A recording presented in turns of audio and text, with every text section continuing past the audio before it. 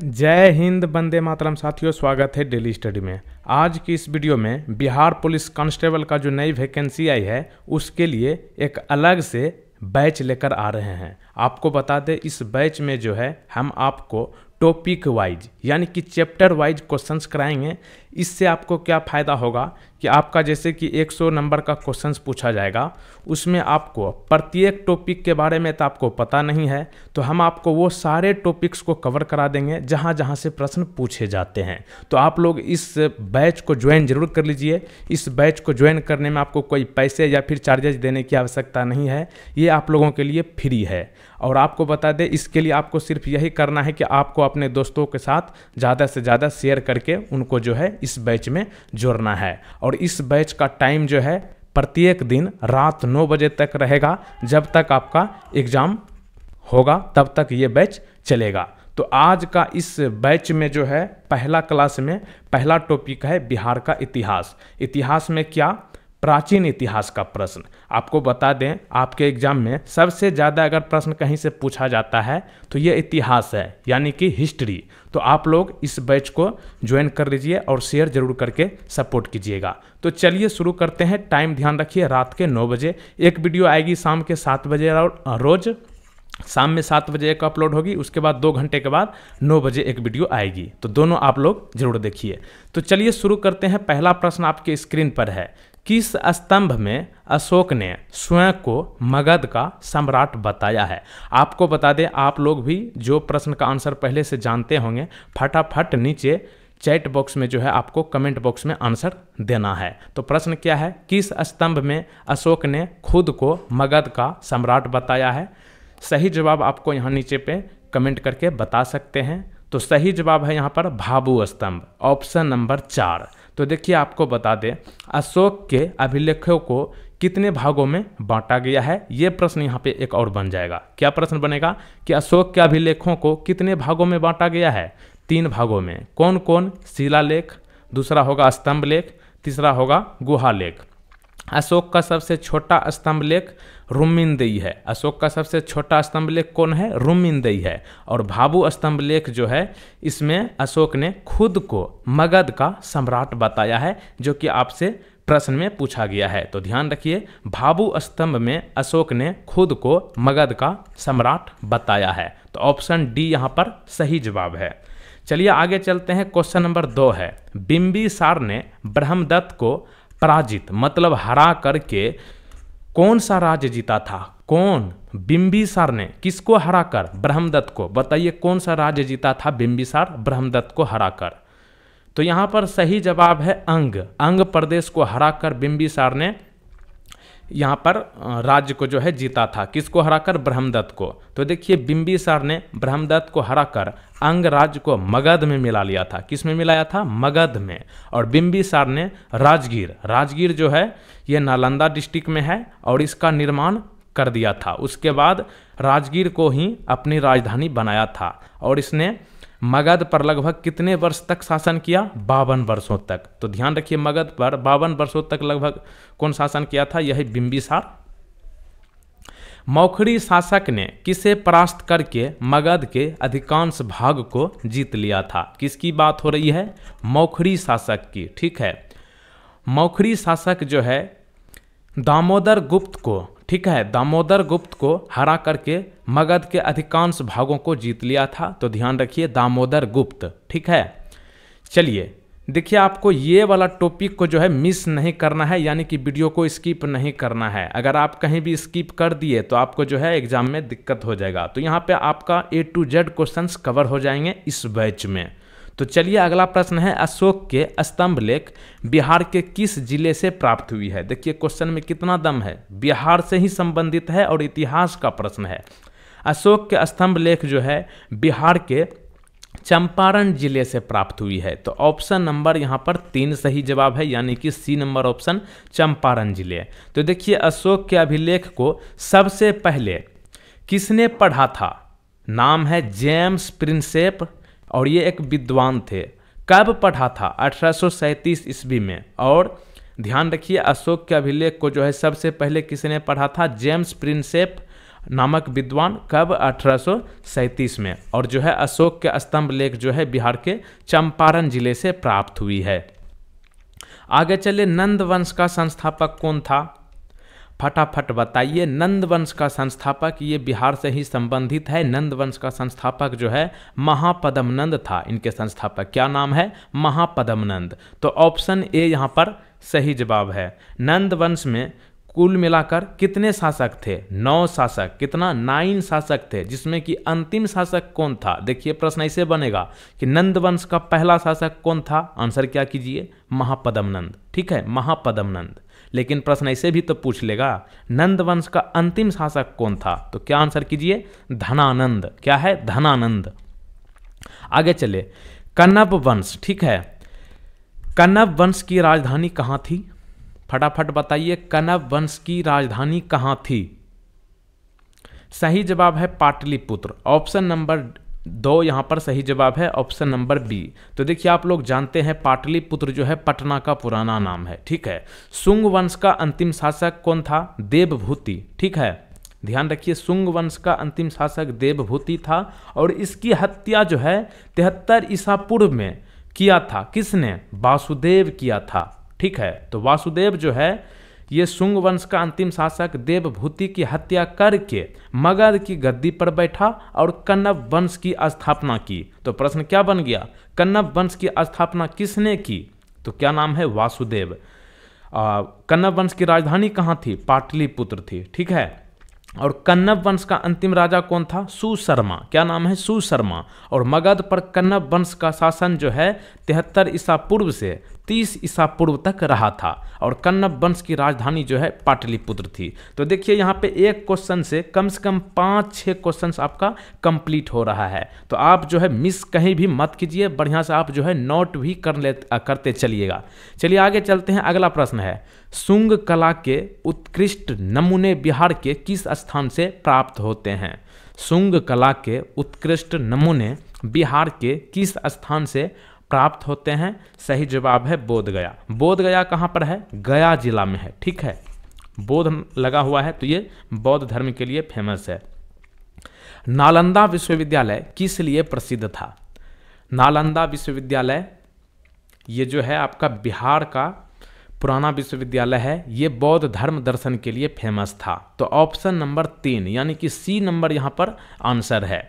तो देखिए नालंदा विश्वविद्यालय की स्थापना जो है किसके द्वारा की गई थी? कुमारगुप्त। कई बार पूछा गया है, नालंदा विश्वविद्यालय की स्थापना किसने की थी? कुमारगुप्त। ठीक है, और इस विद्यालय में जो है शिक्षा का माध्यम पाली भाषा था। प्रश्न ऐसे भी बना देगा कि नालंदा विश्वविद्यालय में जो पढ़ाई होता था किस भाषा में होता था? पाली भाषा में होता था। आगे चले, बिहार के अपसट। अपसट जो है एक जगह है। क्या है? जगह। अपसट जो है गया जिले में है। अपसट से प्राप्त एक मंदिर का अवशेष प्राप्त हुआ है। ठीक है, इस दीवारों पर कौन सा कथा दृश्य अंकित है? इनमें से देखिए देवी देवता है, ये सब आपका हिंदू धर्म से संबंधित। अपसट एक जगह है गया में, इसके दीवारों पर जो है कौन सा कथा दृश्य अंकित है?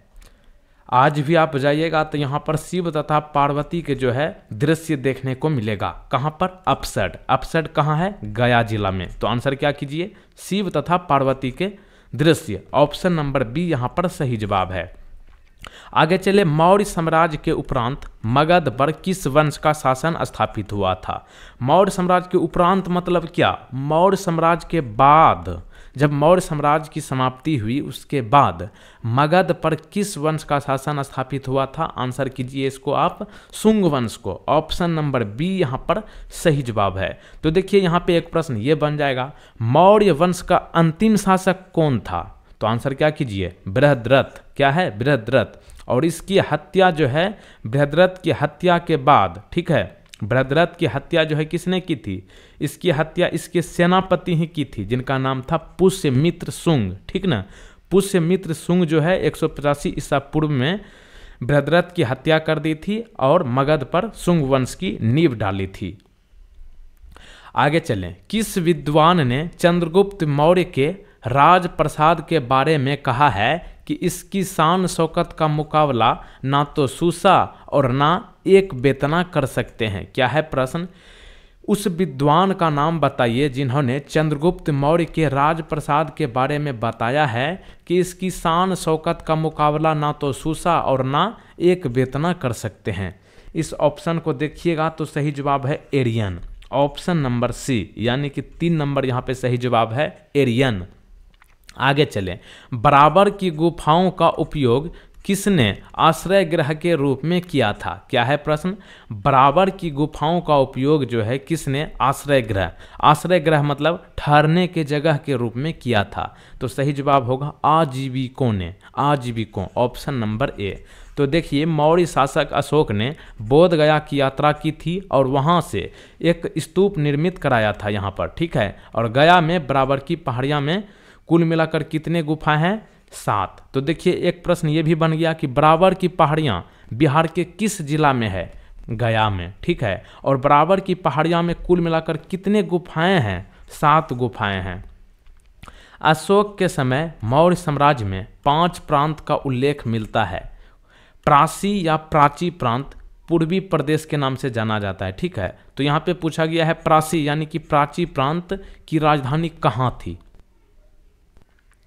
अशोक के समय मौर्य साम्राज्य में कुल मिलाकर 5 प्रांत का उल्लेख है, जिसमें कि प्राची या प्राची प्रांत की राजधानी जो है पाटलिपुत्र थी। तो ऑप्शन नंबर डी यहाँ पर सही जवाब है। इनके जो है अशोक के समय मौर्य साम्राज्य में जो है कुल 5 प्रांत थे। प्रांत जो थे उनका नाम देखिए। एक तो था उत्तरापथ, उत्तरापथ की राजधानी कहाँ थी? तक्षशिला। दूसरा था अवंती राष्ट्र, इसकी राजधानी जो है मध्य प्रदेश के उज्जैन थी। तीसरा था कलिंग, इसकी राजधानी तोसली थी। चौथा था प्राची, जो कि प्रश्न में पूछा गया है। प्राची पूर्वी प्रांत के नाम से जाना जाता था और इसकी राजधानी पाटलिपुत्र थी। और 5वां था दक्षिणापथ, दक्षिणापथ की राजधानी स्वर्णगिरी थी। और यहाँ पे अब आगे बढ़ने से पहले बता दें कि जो लोग यहाँ पे पहली बार आए हैं तुरंत चैनल को सब्सक्राइब कर लीजिए, ठीक है। उसके बाद इस बेल आइकन को क्लिक करने के बाद ध्यान रखिए ये ऑल नोटिफिकेशन को जो है क्लिक कर लीजिए, ताकि बिहार पुलिस कांस्टेबल से संबंधित नए वीडियो का नोटिफिकेशन सबसे पहले आप तक मिल जाए। और यहाँ पे जरूरी एक चीज़ ये है कि आप लोग वीडियो को लाइक नहीं करते हैं, फटाफट वीडियो को लाइक अभी कर लीजिए, ठीक है। चलिए आगे चलते हैं। अगला प्रश्न है अशोक की राजधानी कहाँ थी? ठीक है, अशोक की राजधानी की बात करें तो ये होगा आपका कहाँ पर? तो ये होगा आपका ऑप्शन नंबर ए, पाटलिपुत्र थी अशोक की राजधानी। तो ए नंबर यहाँ पर सही जवाब है पाटलिपुत्र। तो देखिए अशोक की राजधानी जो है पाटलिपुत्र थी और बिंदुसार का उत्तराधिकारी अशोक महान हुआ था। यानी कि अशोक जो है किनका बेटा था? बिंदुसार का, ठीक है। और अशोक जो है 269 ईसा पूर्व में मगध की राजगद्दी पर बैठा था। और राजगद्दी पर बैठने के समय अशोक जो है कहाँ का राज्यपाल था? अवंती का राज्यपाल था, ठीक है। आगे देखिए मेगास्थनीज की पुस्तक का नाम क्या है? मेगास्थनीज का पुस्तक जो है यहाँ पर इंडिका, इसमें आपको बता दें पटना के बारे में, पटना के प्रशासनिक के बारे में यहाँ पर व्याख्या की गई है। मेगास्थनीज कौन थे? ये जो है सेल्यूकस निकेटर का राजदूत था, ठीक है। मेगास्थनीज कौन था? सेल्यूकस निकेटर का राजदूत था और ये चंद्रगुप्त मौर्य के दरबार में आया था और इन्होंने अपनी पुस्तक इंडिका में मौर्य युगीन समाज एवं संस्कृति के विषय में लिखा है। किस विद्वान के अनुसार चंद्रगुप्त मौर्य ने पालीब्रोथस को जो है पाटलिपुत्रक के नाम से जाना जाता है? यानी कि किस विद्वान के अनुसार चंद्रगुप्त मौर्य जो है पालीब्रोथस यानी कि पाटलिपुत्रक उपनाम जो है धारण किया था? किसने धारण किया था? चंद्रगुप्त मौर्य। ये बातें किसने बताया है? कौन सा विद्वान? ये आपको बताना है। तो यहाँ पर सही जवाब है स्ट्रैबो, ऑप्शन नंबर 4। तो ध्यान रखिए स्ट्रैबो एक विद्वान थे और इन्होंने जो है इनके अनुसार चंद्रगुप्त मौर्य ने पालीब्रोथस उपनाम धारण की थी। पालीब्रोथस का मतलब होता है पाटलिपुत्रक, ठीक है, मतलब पटना। किसके शासनकाल में मिस्र के राजा फिलाडेल्फस, टालमी द्वितीय की बात हो रही है, तो देखिए किसके शासनकाल में मिस्र के राजा फिलाडेल्फस ने डायोनिसस नामक राजदूत को पाटलिपुत्र भेजा था? डायोनिसस नामक राजदूत को पाटलिपुत्र भेजा था मिस्र के राजा फिलाडेल्फस। उस समय जो है शासक कौन थे यहाँ के? बिंदुसार। तो ऑप्शन नंबर बी यहाँ पर सही जवाब है, बिंदुसार। आगे चले, मगध पर शासन करने वाले राजवंश का सही क्रम इनमें से आपको बताना है। थोड़ा सा इसमें आपको टाइम लगेगा तो वीडियो को रोक लीजिए और आंसर करने का प्रयास कीजिए, यानी कि मगध पर सबसे पहले कौन सा वंश आया, उसके बाद कौन अंत में रहा। तो देखिए, मगध पर सबसे पहले आया हर्यक, उसके बाद शिशुनाग, उसके बाद नंद, मौर्य, शुंग और अंत में कण्व। तो देखिए, हर्यक वंश की बात किया जाए, मगध पर जब आया तो ये 544 ईसा पूर्व से 412 ईसा पूर्व तक रहा। उसके बाद शिशुनाग जो है, शिशुनाग वंश 412 ईसा पूर्व से 344 ईसा पूर्व तक रहा। उसके बाद आया नंद वंश। नंद वंश जो है 344 ईसा पूर्व से 323 ईसा पूर्व तक रहा। और मौर्य वंश उसके बाद आया, ये जो है आपका 322 ईसा पूर्व से 184 ईसा पूर्व तक रहा। फिर आया शुंग वंश, ये 184 ईसा पूर्व से 75 ईसा पूर्व तक रहा। फिर अंत में आया कण्व वंश, ये जो है आपका 75 ईसा पूर्व से 30 ईसा पूर्व तक रहा था। अशोक ने अपने धम्म यात्रा के अंतर्गत, यानी कि धम्म यात्रा के दौरान बोध गया की यात्रा राज्याभिषेक के किस वर्ष में की थी? तो देखिए, अशोक जो है अपने धम्म यात्रा के अंतर्गत बोध गया की यात्रा राज्याभिषेक के 10वें वर्ष में की थी। तो ऑप्शन नंबर बी यहाँ पर सही जवाब है, 10वें वर्ष। तो देखिए, अशोक ने अपने राज्याभिषेक के 8वें वर्ष 261 ईसा पूर्व में कलिंग पर आक्रमण किया और जीत हासिल किया। अशोक ने अपने शासनकाल के 10वें वर्ष में सर्वप्रथम बोध गया की यात्रा की थी। आगे चले, तृतीय बौद्ध संगीति की आयोजन किसके शासनकाल में हुआ था? तृतीय बौद्ध संगीति की आयोजन जो है किसके शासनकाल में हुआ था? सही जवाब है अशोक। ऑप्शन नंबर यहाँ पर डी सही जवाब है। तो देखिए, तृतीय बौद्ध संगीति की आयोजन जो है अशोक के शासनकाल में 251 ईसा पूर्व में मगध की राजधानी पाटलिपुत्र में हुआ था। और इसकी अध्यक्षता किसने की थी? मोगलीपुत्र तिस ने किया था। तो ध्यान रखिए, तृतीय बौद्ध संगीति का आयोजन जो है ये अशोक के शासनकाल में हुआ था 251 ईसा पूर्व में, और राजधानी जो है पाटलिपुत्र था। ठीक है, और इसकी अध्यक्षता मोगलीपुत्र तिस ने किया था। आगे चले, मौर्य साम्राज्य की स्थापना कब हुई थी? मौर्य साम्राज्य की स्थापना की बात करें तो ये 322 ईसा पूर्व होगा। तो ऑप्शन नंबर यहाँ पर बी सही जवाब है। मौर्य साम्राज्य की स्थापना जो है 322 ईसा पूर्व में हुई थी। और चंद्रगुप्त मौर्य चाणक्य की सहायता से अंतिम नंदवंशीय शासक धनानंद को हराकर 25 वर्ष की आयु में 322 ईसा पूर्व में जो है मौर्य साम्राज्य की स्थापना की थी। और मगध पर मौर्य वंश का जो है शासन 184 ईसा पूर्व तक रहा था।